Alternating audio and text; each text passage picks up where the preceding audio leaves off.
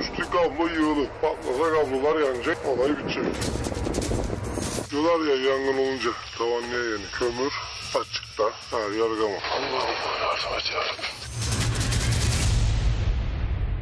Tavanlarda beton yok. Diyorlar ya yangın olunca tavan niye yanıyor? Kömür açıkta, her yer gama. Şu anda her yer göçük. Şu anda zorla gidiyoruz. Yangın tüplerimiz burada. Açalım bakalım dolu mu? Hepsi bozuk. Tamam mı? Her yer aynı. Kırıldı. Patladı. Ne yapıyorsun?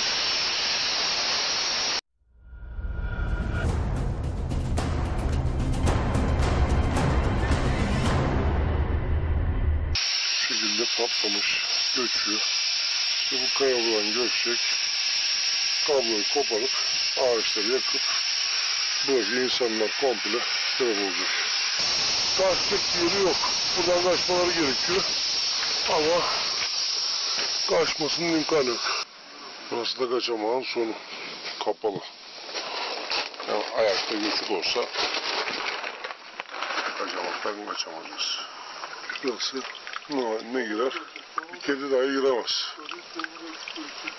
Bizler buradan kaçacağız. Göçük olursa bir şey olursa.